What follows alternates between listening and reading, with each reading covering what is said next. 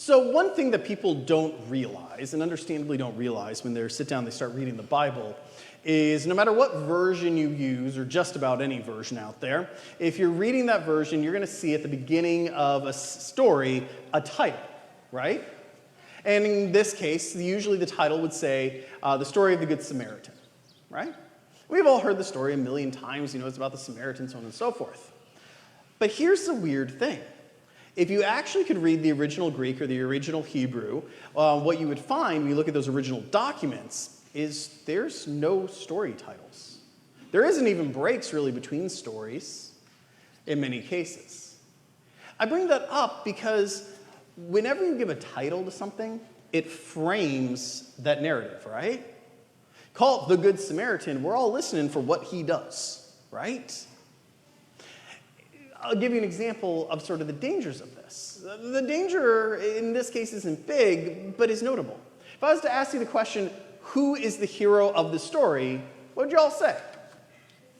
The Good Samaritan, right? And you'd be not wrong, but you wouldn't be totally right either, because there's actually two heroes in this story. We're so primed to the Good Samaritan, who is one of the two heroes, absolutely, that we miss the other hero completely.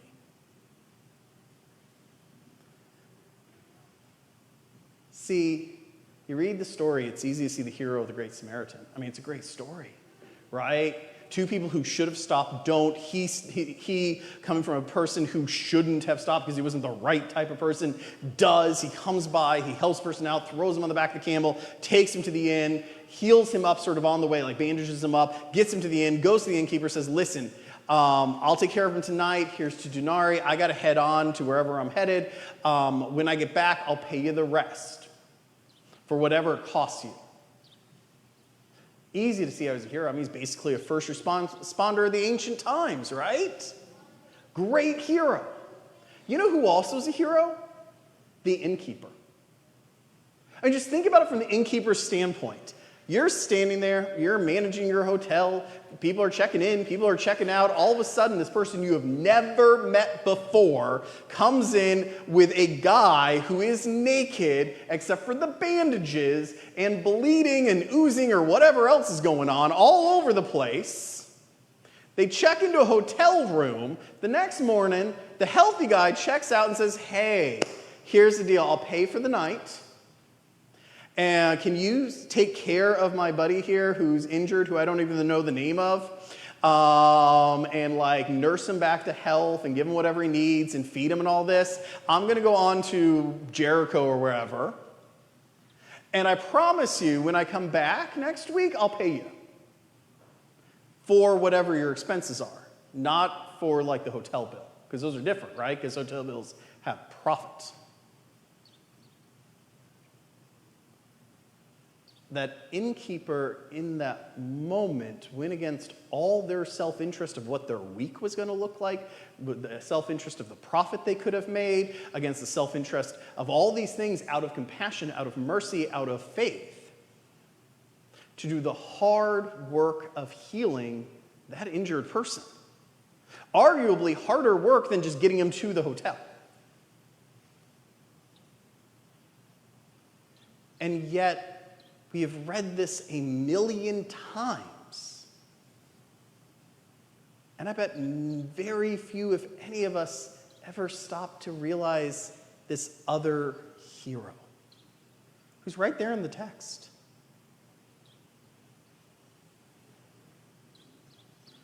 I think there's a reason for it. And it's just not blaming the Bible. I think this has to do with our society and our world. We live in a time and in a place where we engage in more like narrative entertainment than any culture, any place, any people before us at any time. And when I say narrative, what do I mean? I'm like, how many hours do we all spend watching TV? How many hours do we spend watching videos on social media? See, we watch all these narratives. We watch all these amazing, cool stories, and no judgment on it. But it can create this sort of weird view of the world when you engage in narrative after narrative after narrative after narrative, where you start valuing the entertainment value of a story more than the facts. And we get so primed for the entertainment that we lose things and don't even realize it. I'll give you 2 examples. How many of you all ever watched American Idol when it was a thing? Right? I mean, it was the #1 watch program for like 23 straight years, right? Like an entire generation, all of Gen Z and younger millennials grew up with this being the #1 program. There was Friends and then American Idol until, well, I don't know what came next. And even if you haven't watched that, you've either watched a show where you wanted votes or you didn't want to get voted because if you did, you were off the island. And one of the things we learned about these shows, and we learned about humanity as the shows kept going, was this weird phenomenon whereby most seasons of American Idol, objectively, no matter how you cut objectively out, the best person, as in like the most talented or the one who will go on to have the best career, wasn't usually the one who won, right? You think of those who went on to have these great careers, these great musical things, they usually came in third. You have to ask, well, why? Well, because what you found out really fast was it was helpful to be talented, way more helpful to have a great story. Because people are going to vote for the story, not the talent.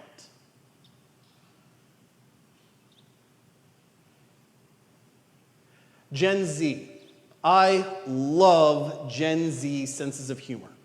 Because Gen Z has this amazing way, and if you're not on TikTok or an equivalent sort of social media where you find a lot of Gen Z creators, Gen Z has this a really quick wit and way to get to saying an uncomfortable truth.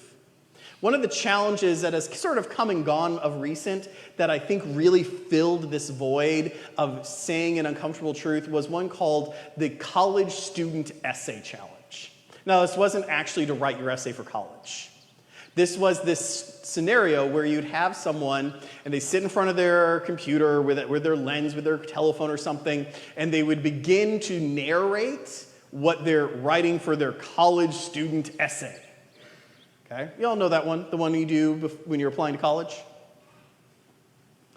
And it would be these hilarious things where you'd have like loving mom, loving dad, beautiful home in the background, and they'd start off with, I was born in a desert, raised by wolves after my parents abandoned me, and then I triumphed to make it to the city by walking 10,000 miles.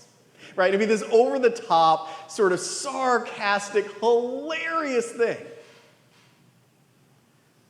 And well, each one of them was really funny. And it was always great to watch the parents' reaction in the back of like, hey, I'm your mom. You were not raised by wolves. You grew up in New Jersey. Okay?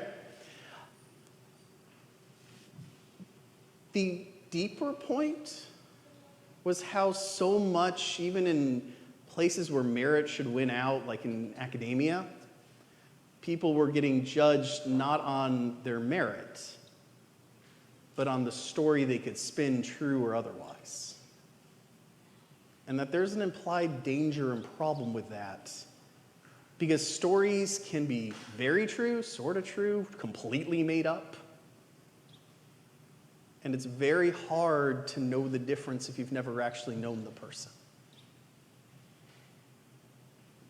You may ask, like, well, what's the danger in our spiritual lives? Like, sure, maybe I voted for the wrong person in American Idol, and glad I don't have to apply to college these days. But what is the threat to us? Well, I think the threat to us on a spiritual level, on a theological level, is that we look for gifts that are flashier because flashier gifts have greater stories, right? I mean, every non-denominational pastor, like the ongoing joke is they all have to have one, tattoo right here so when they lift up their arm to say something, you know they had an interesting life. The ongoing joke is that, you look at the pastor and you're like, oh my goodness, there must be this grand story because they're a good preacher. And the answer is they might just be a good preacher. That itself isn't all that dangerous. What's dangerous is you look at yourself and maybe your gift doesn't lend itself to an exciting story. Maybe your life isn't exciting.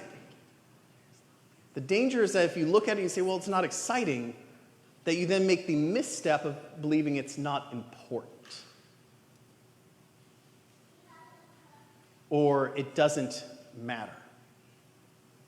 And the reality is that for most people, most of the time, most of our gifts, and most of the way in which we make the world better, most of the way in which we carry out God's mission, we're not the first responder. We're the innkeeper.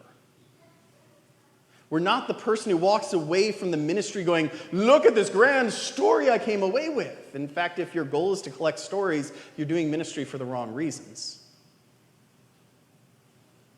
Most good ministry makes for lousy stories. But just because it makes for a lousy story doesn't mean it isn't changing people's lives. Because you know what? Think about it in your own childhood. Think about the most important conversations you ever had with an adult as a kid. Pick those 2 or 3 top ones. Most of them, if you were to tell someone, wouldn't actually make a good story. The time you realize how much your parents loved you might have been simple as a conversation over dinner once. My favorite memory of my grandparents, I have great stories about them, but my single best memory was just this one very honest, really good conversation we had over Italian food one night at a dinner table. That's sort of the end of the story. It was this amazing conversation to me. It was impactful to me, but it makes no good story. We had Italian food. It was yummy. That's probably true in your own lives. But see, that's the perversion of being caught up in narratives, is to forget the facts that those little things that you notice, that the other person notices, those moments that really matter, are sometimes also very ordinary. It's very small.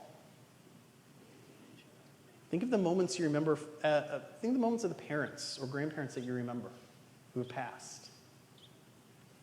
Your most treasured moments probably don't all have amazing stories.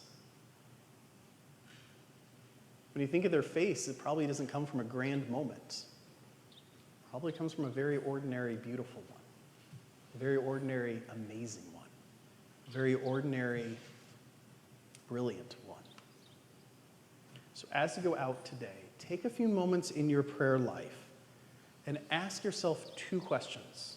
1, am I undervaluing my own call to ministry, my own contribution to this world?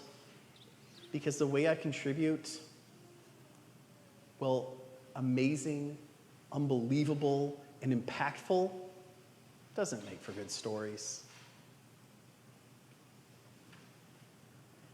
Am I making that same calculation, unfortunately, with others who I do not realize their depth, their spirituality, their amazing relationship with God because they happen to be humble,